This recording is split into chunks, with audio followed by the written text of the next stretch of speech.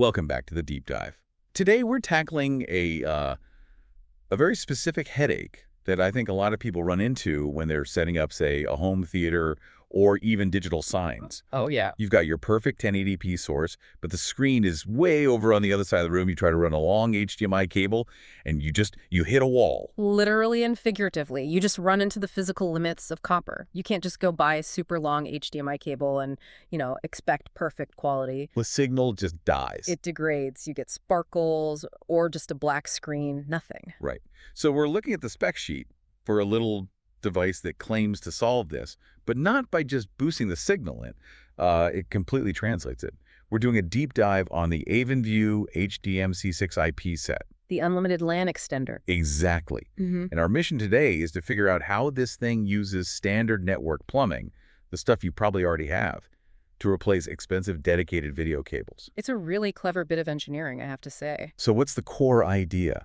Well, the main thing is, it stops treating the video like a direct electrical stream and starts treating it like data. It uses the TCP/IP protocol. Which is the basic language of any local network and the internet itself, right? Exactly. So instead of a fragile, dedicated video signal, you're suddenly dealing with robust data packets running over standard CT5e or CT6 cable. And that's what unlocks the distance. That's the key. With PT6 cabling, this unit can push a full 1080p signal at 60 hertz up to 100 meters. 100 meters, that's 328 feet. It is, and even with older CT5e, you're still getting almost 300 feet. A huge jump. Which is massive compared to the, 30 or maybe 50 feet you get with a good HDMI cable before things get dicey.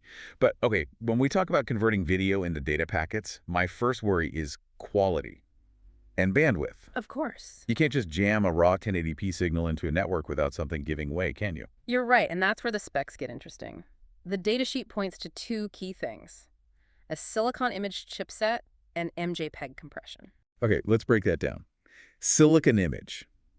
That's a name I recognize. Yeah. They were one of the original companies behind the HDMI standard itself. They were. Yeah. So seeing their chipset means this isn't some generic clone. It helps ensure that digital handshake, the HDCP copy protection, is rock solid. No weird connection issues. And the MJPEG part, that handles the bandwidth problem. That's right. MJPEG, or Motion JPEG, basically treats the video as a really fast stream of high-quality pictures, one for each frame. So it's compressing frame by frame. Exactly, and that's crucial because it's a good balance. It compresses the data just enough to fit onto a gigabit LAN without, clogging your whole network, but it also keeps the latency really, really low. Noticeable lag. Very little. That makes sense. Okay, I want to circle back to the name for a second. Unlimited. That usually sounds like, marketing fluff. Right. But the datasheet seems to suggest it actually means something about the architecture. This is the real aha moment for this device. Most extenders are just a simple bridge. One transmitter, one receiver, point A to point B.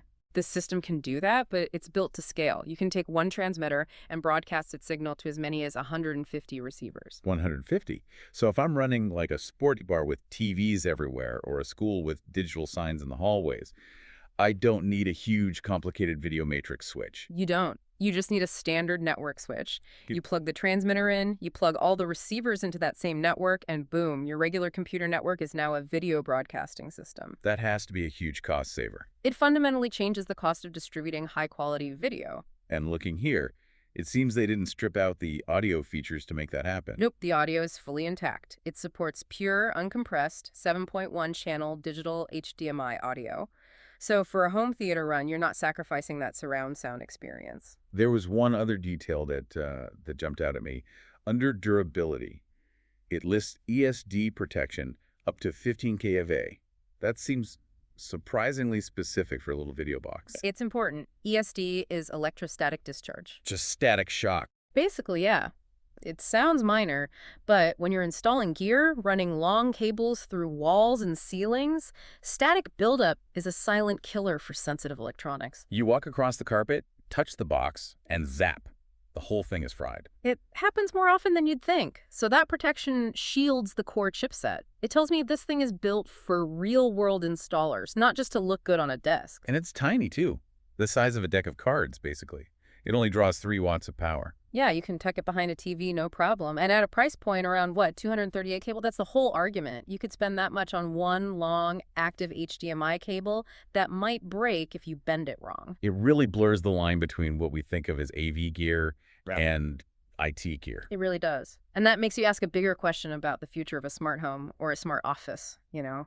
If high definition video is just another stream of TCP/IP packets, Do we even need dedicated media wiring anymore? or should we just be putting Ethernet ports absolutely everywhere? It's definitely something to think about.